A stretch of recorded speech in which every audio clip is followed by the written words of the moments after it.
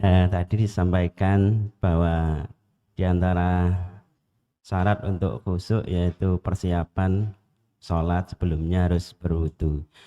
Ini kasus yang saya alami sendiri ketika mau berwudu.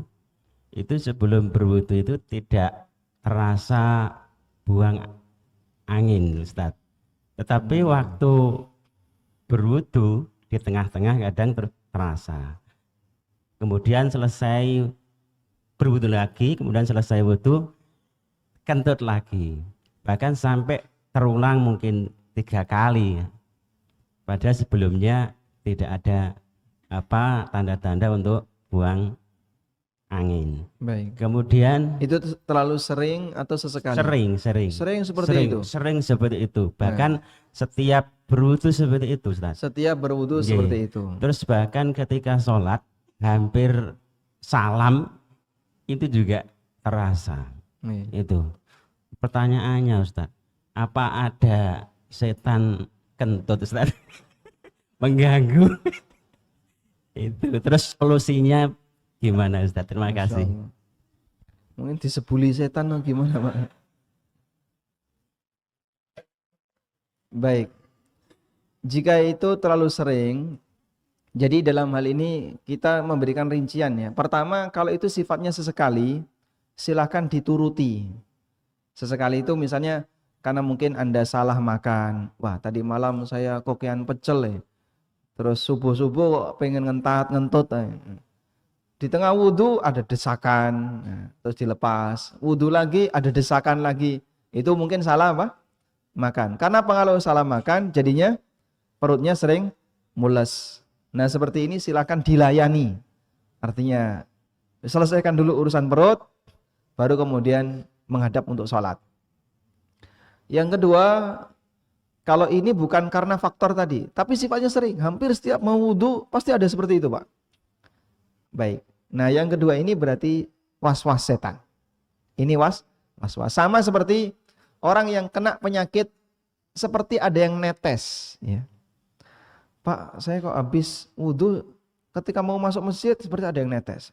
Balik ke toilet, wah, diresiki sampai celananya basah. Ya. Kemudian dia wudhu, begitu balik seperti ada yang netes. Sampai dia itu nangis gara-gara terlalu sering seperti ada yang netes. Itu solusinya gimana? Ini mungkin was-was. Nah cara niteni was-was itu seperti ini.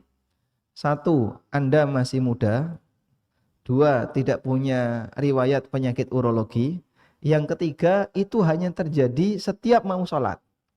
Maka sarannya, coba Anda wudhu, selesai wudhu, futsal. Nah. Ada perasaan netes enggak? Enggak ya Pak? Nah buktinya. Mau selesai wudhu futsal aja enggak netes. Berarti aslinya apa? Was-was. Baik saya coba Pak. Dicoba ternyata. Selesai wudhu futsal.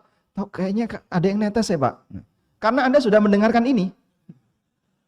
Betul itu. Jadi setelah dia tahu mendengarkan itu, berubah suasananya.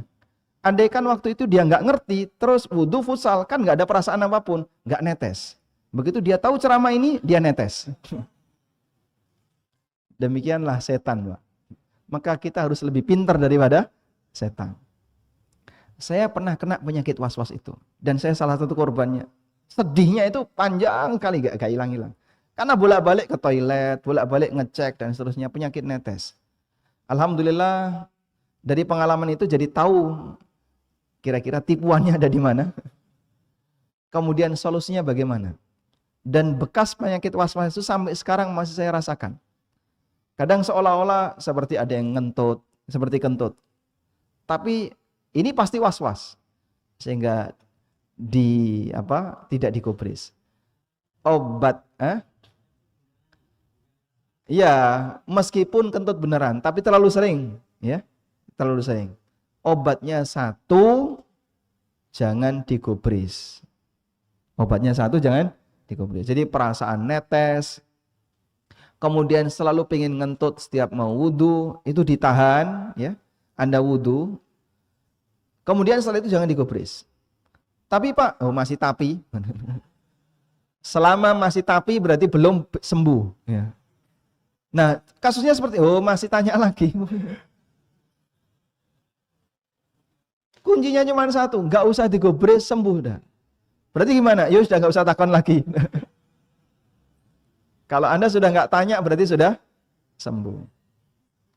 Ada salah satu mahasiswa di Jogja, itu sampai mau bunuh diri itu. Saya pengen mengakhiri hidup saya. Karena dia punya beban pikiran was-was, tapi masalah akidah. Jangan-jangan saya kafir, jangan-jangan saya kafir.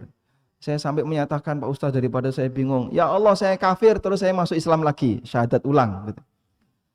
Wah ini ngawur kalau kayak gini, kamu jangan ngomong kafir, itu was-was. Tapi, loh masih tapi.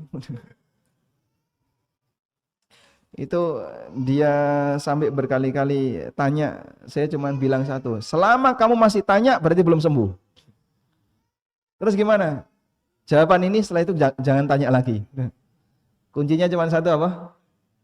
Rasa digubris.